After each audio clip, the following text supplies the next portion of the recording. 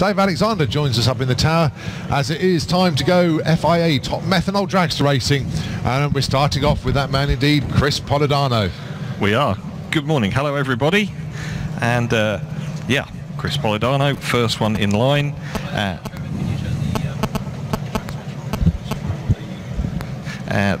We don't talk back. Chris came out yesterday but didn't get a time or speed. He left before the lights ran, so still waiting to get a time. They don't know why that happened. There's no sign of any kind of problem with the car, and unfortunately they didn't get any timing data either. They didn't clear the computer down before the run, so they can't even tell you, from their own computer what kind of speed and time it got. Somebody said they saw the lights flicker on the top end at something like 260 miles an hour, but they can't be sure about that. But hopefully, talking to Jerry, they think they've got all the first run blues out of it, and they're now looking to get a proper time on the car.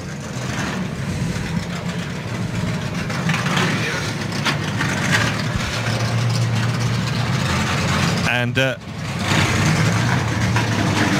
now we're looking. Coming out, this A-Fuel Dragster, and alongside him is going to be Dave Wilson. Well, that wasn't the burnout that Chris wanted there. No, that didn't work as planned, did it? Right, I just hope that Daryl is down there. Can you hear us, Daryl? Dave Wilson, we saw him come out here and drop cylinders yesterday. That's a better burnout for Dave. Yeah, that's pedalling an A-fueler on the burnout. We like that. He was trying to make up for Chris's lack of burnout, I think. Yeah, do them both. Now, Dave and the team, theirs was a cautious run yesterday. We saw it dropping cylinders. They got a brand new fuel pump on that car, which of course is making gallons and gallons of fuel it's pumping. So they've been quite cautious with how they've set the car up. They don't want to break this car too soon, especially as it's for sale. So they're creeping up gradually on the performance of this thing.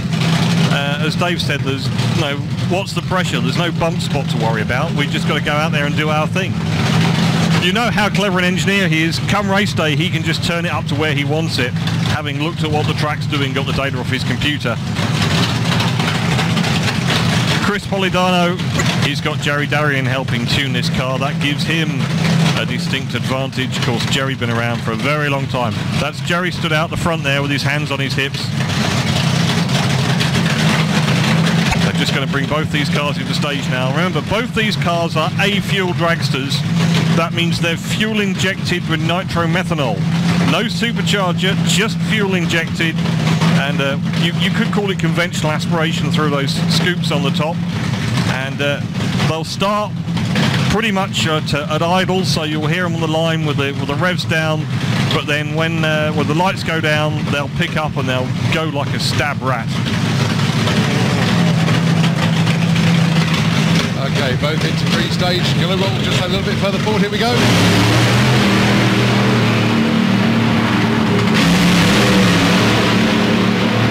.568, and Chris goes through 5:55. Very late off the line, but still got the run in. I was sitting there waiting to see what he could do. I'm just going to try and quickly grab a word with Jerry Darien.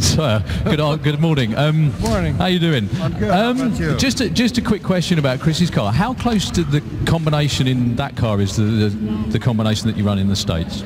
Pretty close. Yeah. I sent over some rods and pistons, and they've got a little bit different camshaft, a little different clutch, but basically it's pretty much the same. Yeah, and I mean, did it hurt you not getting a time yesterday, do you think? Because it looked like a really strong run. Yeah, I thought it was. I couldn't believe it with the tires out there, and he had to pedal it. Otherwise, that'd have been quite a bit better also. It was good to see you back, sir. Thank you very much. You've got another one run today as well. Yeah, I'll go fix that. Thank you very much. As you saw, I tried not to make a buffoon of myself that time. You're learning. You're getting better at it. No, it's never going to happen. Okay, so yeah, Chris goes to probably about number 3. He does indeed, yep, spot on. Dave Wilson drops a spot to number 5 with that run. So all of them in the 5s then. Yeah, well, like Jerry said, is that he actually, I think Chris pedalled the car somewhere out there about mid-track. I heard him get on and off the throttle. 60 foots for you. Dave Wilson, 0.99. Chris was a 0.92. Dave at 330 was 255. Chris was 243. Do you know what? A 92 for an A fuel car is actually pretty stout. But the only thing that was wrong was the reaction time was 4.2 seconds. Well, you don't qualify with reaction time. Very true. If it drags through, it'd be toast. But yes. Fortunately, he's not. So anyway, we've got 2 more cars fired round behind the tower. A fueler and normally blown car. Normally blown. I love that description. Normally blown. What, as opposed to abnormally blown, yeah? That one might stick. Yeah. Now, here comes Johnny Lag. Johnny was out here yesterday, and we saw him dropping cylinders down the track, and the car sort of all over the place.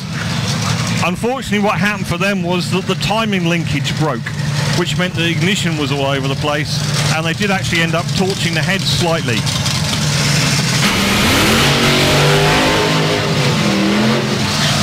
So sometime after the burnout, probably about launch time, the linkage broke. It's a miracle the car actually made it to the other end of the track. They put it all back together again, and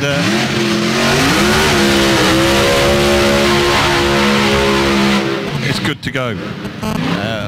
Monty Begea, he came out here yesterday, ran that 5.604 255, which was quite a walk for those guys, really, wasn't it? It was. In fact, Monty said it was very soft settings. He was taking his mother for a ride.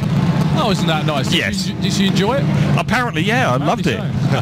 But no, they've stepped it up this time. They've really leaned on this car, well, good and hard. So they know how to run 5.2s, and they know how to run 5.2s. Oh yeah. As well, yeah.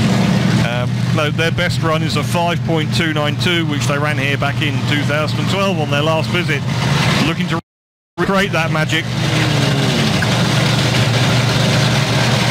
This is one very seriously quick car. Johnny Lag's best 5.464, 266 miles an hour, which he ran at Tier last year. This car, of course, used to belong to Krista Johansson. That's Krista who stood alongside it now, and along with some other good competitors from the good old days from years gone by. So it's Malta versus Sweden here. Mr. Whippy versus the Baccarat car.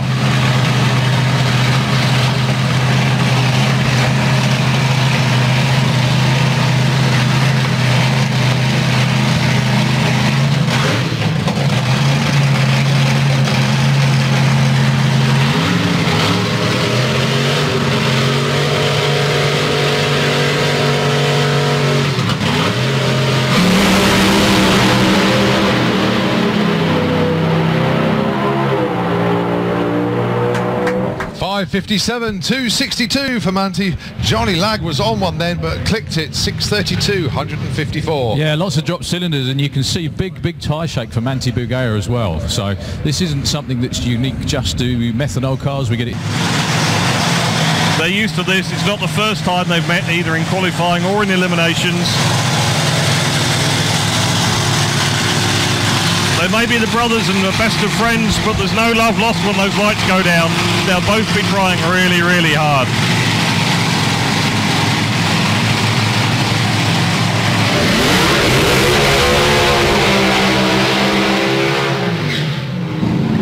Well, Europe's fastest brothers and some of Europe's best side-by-side burnouts as well. That Absolutely. was nicely coordinated too. It was. And yeah, in case you hadn't guessed, these two were quite happy yesterday.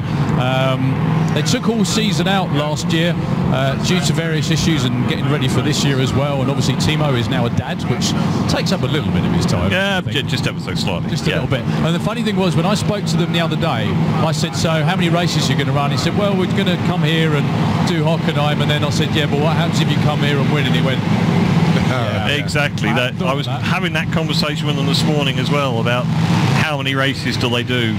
Do they actually look at going to Finland and to Sweden as well, if there's a possibility of taking a championship title? And you can understand it. The temptation's there. If you reckon you can go home with the silverware, you're probably going to take it, aren't you? The important thing to remember with these two cars,